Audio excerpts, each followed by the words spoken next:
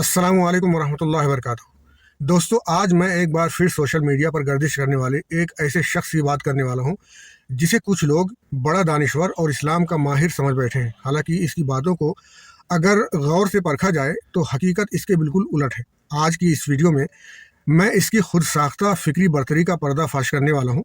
Video को आखिर तक ज़रूर देखें, लेकिन इससे पहले इसकी बातें खुद इसकी ज़बानी एक बार ज़रूर सुन लें। ये वीडियो देखें। अगर मुफ्ती शुमाइल के नज़दीक खुदा मेटाफिजिकल है तो फिर बड़े अदब के साथ राना साहब, मुफ्ती शुमाइल का जो खुदा है वो कोई और है और कुरान का खुदा जो है वो कोई और है। क्योंकि कुरान में जिस अल्लाह का हमें जिक्र मिलता है वो तो सूरह हूद की आयत नंबर 7 के मुताबिक एक तख्त पर बैठा है और वो तख्त जो है पानी पर तैर रहा है। और कुरान मजीद की सूरह अल हाका के अंदर आता है कि खुदा के अर्श को 4 फरिश्तों ने उठाया हुआ है। ठीक है, यानी वहां पर उसके अर्श के ऊपर भी लॉ ऑफ ग्रेविटेशन अप्लाई होता है और उसको गिरने से बचाने के लिए 4 फरिश्तों ने आपके अल्लाह के अर्श को उठाया हुआ है। राना साहब, क्या आप इस बात से इत्तफाक करते हैं? ये मुल्हिद कुरान की 2 आयतों को इस अंदाज से जोड़ता है कि सुनने वाला धोखा खा जाए। हालांकि इसे ना इन आयतों का सियाक समझ आया, न ज़माने का फ़र्क।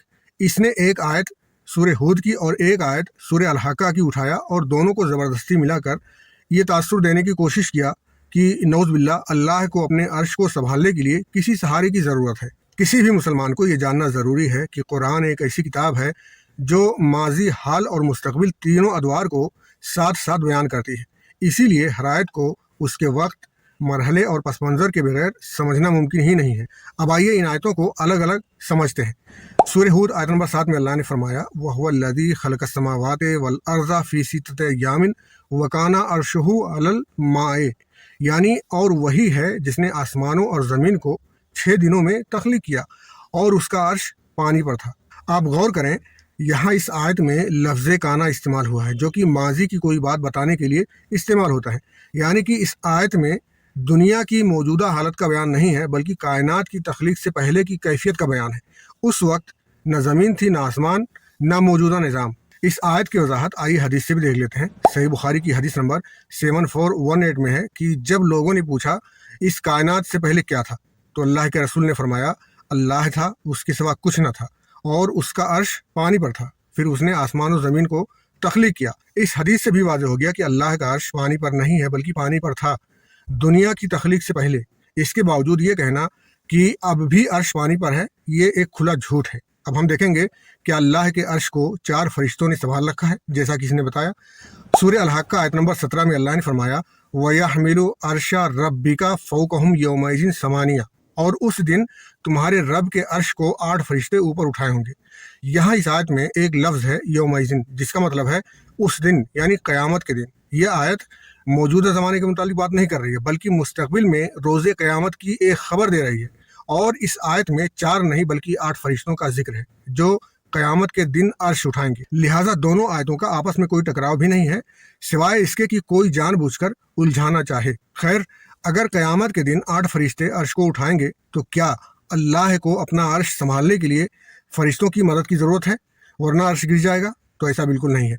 सूरह फातिर आयत नंबर 41 में अल्लाह ने फरमाया, अल्लाह ही है जो आसमानों और ज़मीन को थामे हुए है ताकि वो ना हटे, और अगर वो हट जाएं तो उसके सिवा कोई और नहीं है जो उन्हें थाम सके।